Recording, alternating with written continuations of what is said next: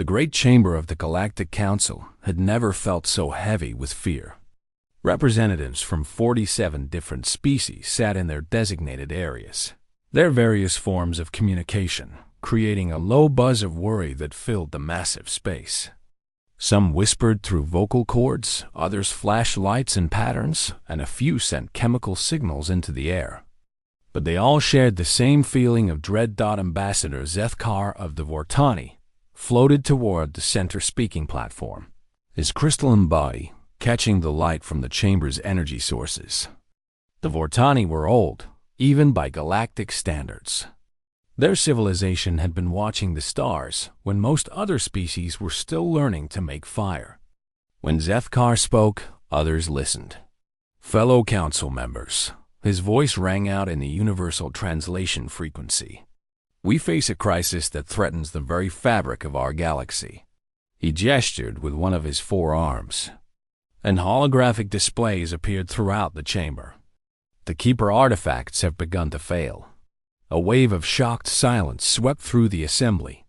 Even the youngest species knew about the Keeper artifacts. These ancient devices, left behind by a race that had vanished over 1 million years ago, maintained the gravitational balance of 17 star systems.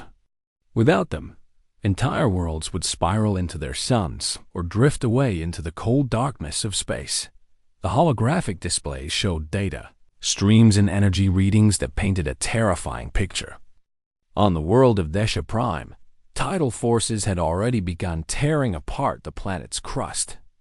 The twin moons of Korath were drifting out of orbit, causing massive earthquakes on the surface below. Across 17 different star systems, billions of lives hung in the balance. "How long do we have?" asked Counselor Vextra from the Insectoid Collective, her mandibles clicking nervously as she spoke. Zethkar's crystalline form dimmed slightly, a sign of deep concern among his people. "Our best calculations suggest total system collapse within 48 hours. The degradation is accelerating beyond our models." High Seer Morath of the Ethereal Collective rose from her meditation platform, her gaseous form shifting colors as she accessed the cosmic flow of information that her species was famous for reading. "I have consulted the probability streams," she announced in her haunting voice. "The patterns show only darkness ahead. The ancient knowledge required to repair these devices is lost to time." Around the chamber, representatives began talking at once. The situation seemed hopeless. For 3 centuries, the greatest scientific minds in the galaxy had studied the Keeper artifacts. Teams of archaeologists, quantum physicists, and xenotechnicians had spent their entire careers trying to understand even the basic principles behind the ancient technology. The devices were simply too advanced, too alien in their construction for modern science to comprehend. Dr. Yelan of the Cephalopod Federation extended several tentacles in a gesture of frustration. "We have tried everything. Our people have mapped every energy pattern, analyzed every component we could safely access. The artifacts respond to nothing we do." "The same with our civilization," added Speaker Korn of the Silicon Collective, his rocky form shifting as internal mechanisms processed data. "We have applied our most advanced computational models to the problem. The technology operates on principles that we cannot even begin to understand." As the debate continued, a sense of despair began to fill the chamber. The greatest minds in the galaxy were admitting defeat. Evacuation protocols were being discussed, but everyone knew it was impossible. How could they move billions of beings from 17 worlds in less than 2 days? The logistics alone would take months to organize. "Perhaps we should focus our efforts on saving who we can," suggested Chancellor Nimitz of the Aquatic Domains. "If we concentrate all available transport vessels on the most populated worlds." "That would still leave billions to die," interrupted Elder Saul of the Photonic Empire. "There must be another way." In the middle of this increasingly frantic discussion, a small voice spoke up from one of the newer sections of the chamber. "Excuse me, but could we examine all the available data?" The chamber fell silent. All eyes, sensors, and perception organs turned toward the human delegation. Humans were the newest members of the Galactic Council, having achieved faster-than-light travel only 50 years ago. They were considered primitive by most standards, barely past their industrial age, when compared to civilizations that had been exploring space for millennia. Ambassador Sarah Chun stood up from the human section, her simple cloth uniform looking plain, compared to the elaborate environmental suits and natural forms of the other species around her.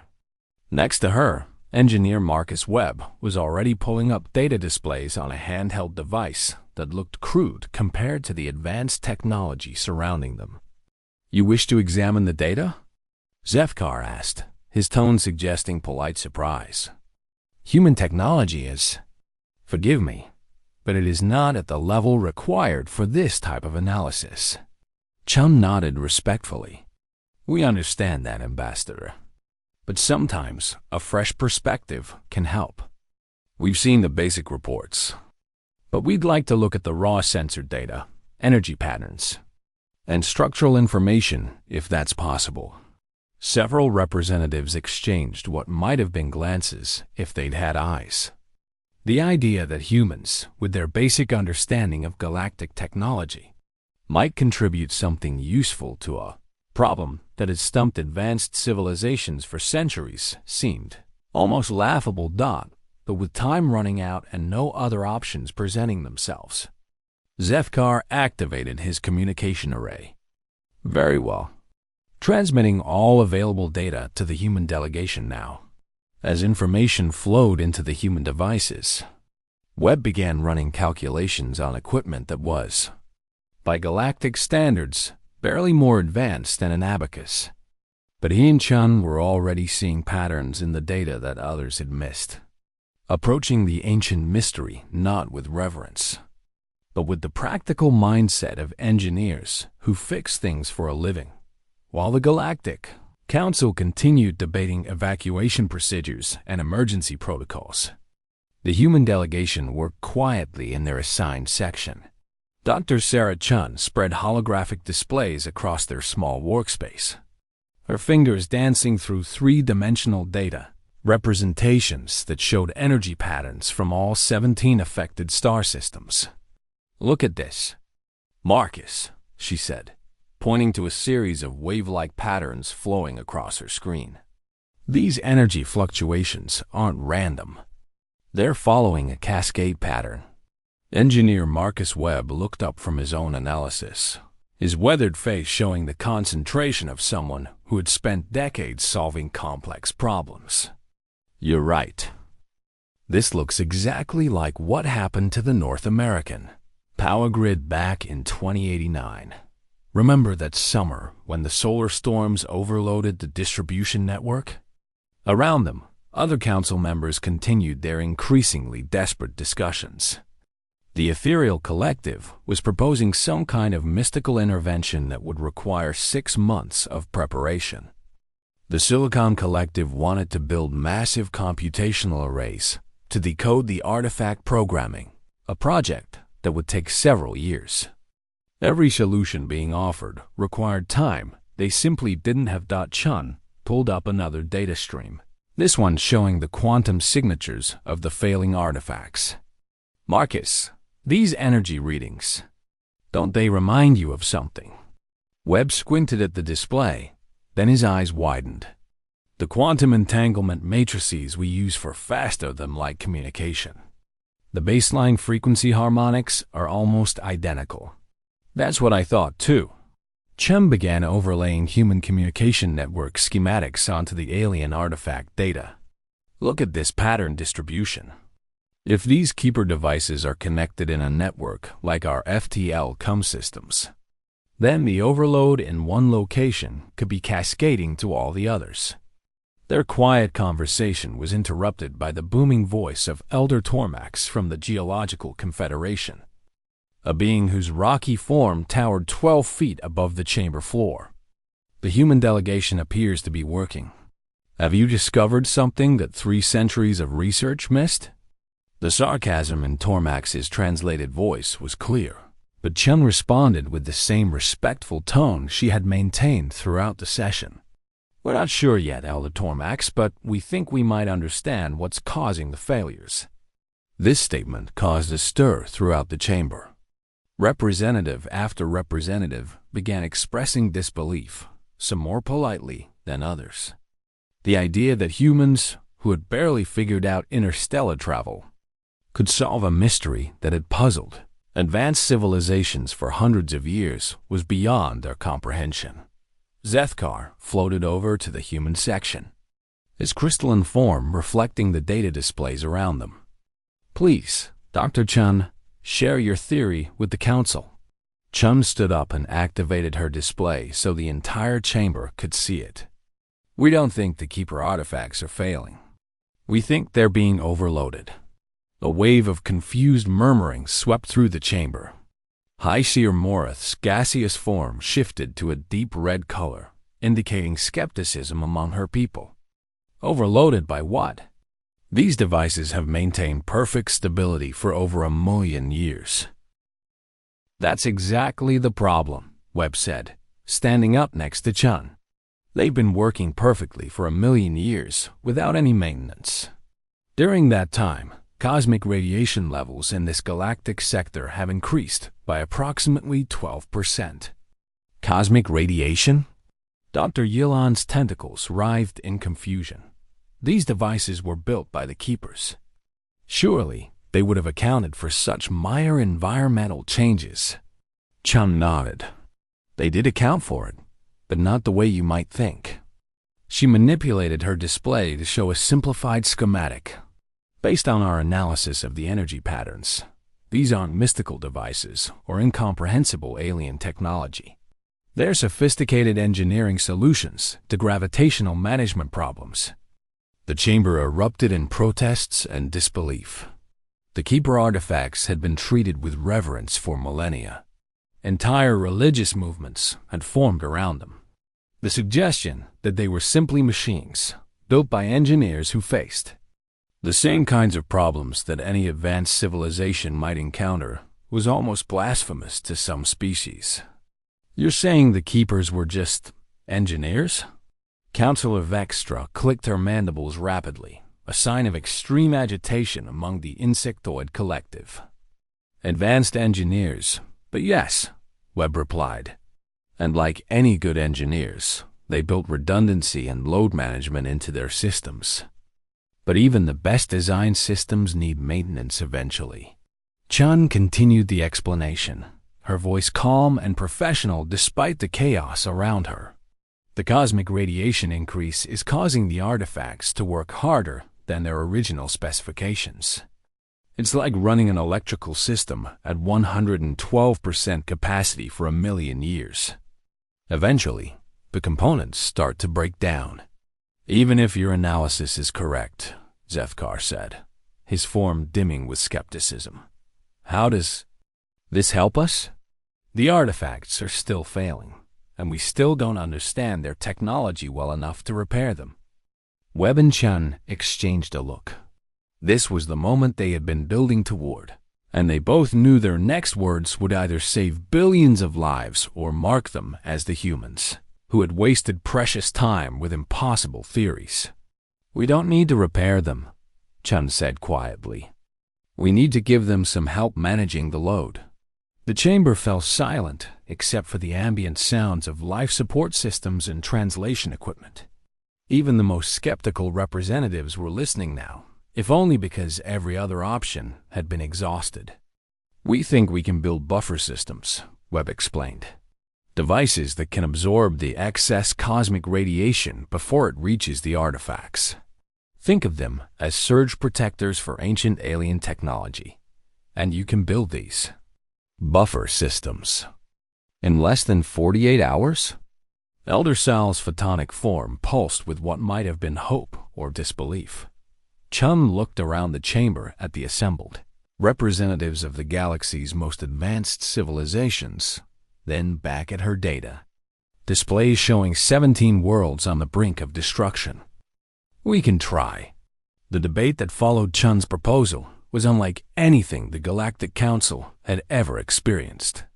Ancient species that had spent millennia perfecting careful, methodical approaches to problem-solving found themselves listening to humans suggest direct intervention with million-year-old technology using improvised equipment. "This is madness," declared High Seer Morith, her gaseous form shifting through alarmed purple hues. "These artifacts have remained untouched for eons. The very idea of attaching primitive human devices to them could accelerate their failure." Elder Tormax's rocky form rumbled in agreement. "We have protocols for dealing with Keeper technology. Centuries of careful study, gradual analysis, respectful observation. You propose to abandon all of this for untested theories." But time was running out, and the latest reports from the affected systems painted an increasingly desperate picture. On Korath, the gravitational instabilities had triggered massive volcanic eruptions. The agricultural world of Zenith was experiencing tidal waves that were devastating coastal cities. Even as the council debated, people were dying. Chancellor, Nemots of the aquatic domains raised a tentacle in a gesture that demanded attention. "Perhaps the question is not whether the human approach follows our traditional methods, but whether we have any alternative that can be implemented in the time we have remaining." This statement created another wave of uncomfortable silence. Every species in the chamber had contributed their best ideas, and none of them could be executed quickly enough to matter. Dr. Yilon's tentacles moved in careful patterns as she considered the situation. "Dr. Chen, explain exactly what you intend to do." Chen activated her display again, showing a simplified diagram of her proposed buffer system. "We build quantum resonance dampeners around each artifact. They're basically energy absorption devices that can handle the excess cosmic radiation load. The technology isn't that different from the surge protection systems we use in our power networks. And these dampeners, you can construct them using available materials?" asked Speaker Korn, his silicon-based form processing calculations at high speed. Webb nodded. "We've identified the necessary components. Most of them are standard materials used in starship construction. A few specialized elements will need to be synthesized, but nothing beyond current galactic industrial capabilities." "How long?" Zethkar asked simply. "If we can get cooperative teams to each of the 17 systems simultaneously, we estimate 18 to 20 hours for construction and installation," Chun replied. The chamber erupted again. 20 hours. To solve a problem that had stymied the galaxy's greatest minds for centuries. The suggestion seemed impossible, even insulting to some representatives, but Ambassador Varasal of the Unified Trade Federation, whose people were known for their practical approach to problem-solving, stood up with decisive authority. "The human plan is unorthodox and carries significant risks. However, it is the only plan that can be executed within our time constraints. I propose we provide the humans with whatever resources they need." "Seconded," said Captain Torres of the Expeditionary Fleet, whose ships could provide rapid transport to the affected systems. "My people volunteer to assist with the logistics." One by one, younger species began volunteering support. The recently spacefaring races, those who had achieved interstellar travel within the past few thousand years, seemed more willing to embrace the human approach than the ancient civilizations that had dominated galactic politics for millions of years. Within 3 hours, an unprecedented emergency operation was underway. Human engineering teams were transported to each of the 17 affected systems, accompanied by volunteers from dozens of species. Supply ships carried raw materials and manufacturing equipment. Communication networks were established to coordinate the simultaneous installations. Chun and Webb split up to oversee different aspects of the operation. Chun took responsibility for the most critical installations, while Webb coordinated the technical teams across multiple systems. They worked through the galactic night cycle, Their equipment spread across 17 different worlds under 17 different suns. The first breakthrough came on the mining world of Draxis, where Webb's team successfully installed and activated a quantum resonance dampener around the local Keeper artifact. The device was crewed by galactic standards, built from recycled starship components, and held together with what some species considered primitive welding techniques. But it worked. Within minutes of activation, the gravitational readings around Draxis began stabilizing. The tidal forces that had been tearing apart the planet's crust began to subside. For the first time in days, the seismic activity decreased instead of increasing. News of the success spread quickly across the communication networks linking all 17 systems. Teams that had been working with desperate urgency now had hope that their efforts might actually succeed. Chun's major insight came during the 13th hour of the operation, while she was overseeing installations on 3 different worlds simultaneously. She realized that the Keeper artifacts weren't just individual devices managing their local gravitational fields. They were all connected in a vast network, sharing information and load distribution across the entire 17-system region. "Marcus, are you seeing this?" She called across the communication network. "The artifacts are talking to each other. When we stabilize one, it affects the load on all the others." "I see it," Webb replied from his position near the artifact on the industrial world of Ferrix. "It's like a distributed computing network, but for gravitational management. If we synchronize our buffer installations, we can redistribute the excess energy load across the entire system." This discovery changed their approach entirely. Instead of treating each artifact as an isolated problem, they began coordinating their installations to create a galaxy-spanning network of buffer systems that could work together with the ancient Keeper devices. The final installations were completed in the 19th hour of the operation. As the last quantum resonance dampener came online, synchronized with its 16 counterparts across the affected systems, the cosmic radiation that had been overwhelming, the ancient network was finally brought under control. The Keeper artifacts stopped failing. Gravitational fields stabilized. Tidal forces returned to normal. Across 17 star systems, billions of people looked up at skies that had stopped trying to kill them. The silence in the Galactic Council chamber was different this time. It wasn't the heavy silence of fear and desperation that had filled the space during the crisis. This was the silence of complete amazement. The kind that comes when everything you thought you knew about the universe suddenly changes.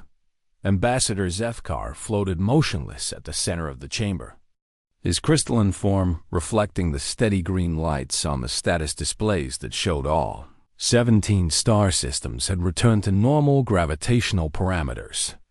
For the first time in 3 centuries of Keeper artifact monitoring, every single readout showed perfect stability. "The crisis is over," he announced, his voice carrying a note of disbelief even through the universal translation system. "All systems report normal operation. Gravitational fields are stable. The artifacts are functioning within optimal parameters." Around the chamber, representatives from 47 different species sat in stunned contemplation of what they had just witnessed. The humans, the newest and supposedly most primitive members of the Council, had solved an impossible problem in less than 24 hours. Dr. Sarah Chin and engineer Marcus Webb sat quietly in the human section, looking tired but satisfied. They had been awake for nearly 30 hours straight, coordinating teams across multiple star systems. But their modest expressions suggested they didn't fully understand the magnitude of what they had accomplished. High Seer Morth was the first to break the silence, a gaseous form shifting through colors that indicated deep confusion among her people. "Dr. Chun, how did you know this would work?" "Our seers consulted probability streams for centuries and found no path to success." Chun stood up slowly, gathering her thoughts. We didn't know it would work, High Seer. We just thought it was worth trying. In human engineering, we have a saying, don't let perfect be the enemy of good. Sometimes an imperfect solution that you can implement right away is better than a perfect solution that takes too long to develop. Elder Tormax's massive, rocky form shifted with what sounded like grinding stone. But you treated the Keeper artifacts as if they were simple machines. These devices were created by beings of unimaginable advancement. How could you approach them with such casualness? Webb stood up next to Chun. That's just it, Elder Tormax. We didn't see them as mysterious or incomprehensible. We saw them as engineering solutions to specific problems. Whoever the Keepers were, they were dealing with the same laws of physics that we deal with. Gravity works the same way for everyone.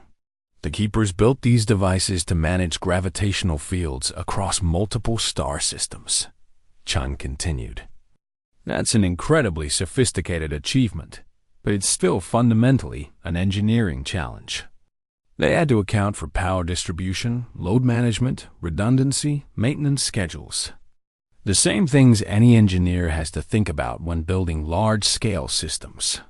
Dr. Yilan's tentacles moved in the patterns that indicated deep thought among her people. You're saying that the Keepers weren't gods or mystical beings. They were engineers, like yourselves. Probably much better engineers than us, Webb admitted with a slight smile. But yes, engineers. People who identify problems, design solutions, built systems, and had to maintain them over time. They just worked on a much larger scale than we're used to. Counselor Vextra's mandibles clicked rapidly as she processed this information. But our greatest scientists have studied these artifacts for centuries without understanding their basic principles. Maybe that's part of the problem, Chun suggested diplomatically. Sometimes when you approach something as a mystery that needs to be solved completely before you can act, you miss practical solutions that are right in front of you. We didn't need to understand every aspect of Keeper technology. We just needed to understand the specific problem that was causing the failures. Ambassador Vera Sal of the Unified Trade Federation leaned forward with interest. Dr. Chun, you mentioned that human engineering philosophy prioritizes rapid iteration and acceptable risk.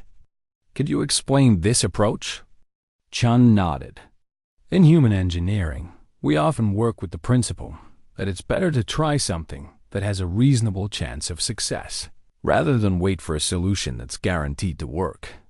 If our first attempt doesn't work perfectly, we learn from what happened and try again with improvements. We call it failing fast and iterating quickly.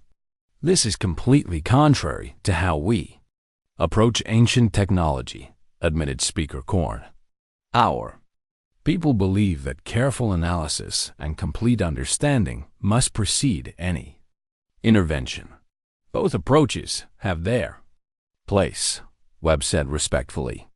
Your careful, methodical approach is probably why the galaxy has maintained stable relationships with Keeper technology for so long. But in an emergency situation where time is critical, sometimes you have to accept higher risks to achieve faster results. Chancellor Nimitz of the aquatic domains gestured with several tentacles. What you accomplished today challenges some of our fundamental assumptions about problem solving and technological intervention. How do we integrate this learning into our future approaches? Chun and Webb exchanged a glance. This was the question they had been hoping someone would ask.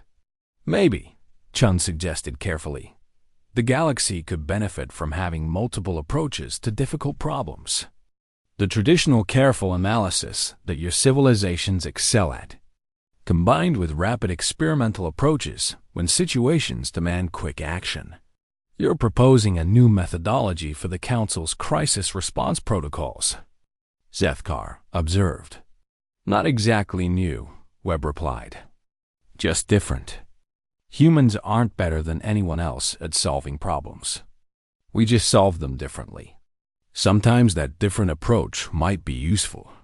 As the formal session drew to a close, something unprecedented began happening in the chamber. Representatives from various species started approaching the human delegation directly, asking quiet questions about human engineering principles, rapid prototyping techniques, and crisis management methodologies. The galaxy had learned that some problems don't require ancient wisdom or mystical insight to solve. Sometimes they just need someone willing to roll up their sleeves, analyze the data, and build something that might work. As the chamber began to empty, Zefkar approached Chen and Webb one final time. On behalf of the Galactic Council and the billions of lives you saved today, I want to express our gratitude. But I also want to ask, what other impossible problems do you think might yield to human pragmatism? Chen smiled tiredly. Ambassador, with respect, we don't know what's impossible until we try to solve it. That's probably the most human thing about us. The crisis was over, but for the Galactic Council, a new way of thinking about problems had just begun.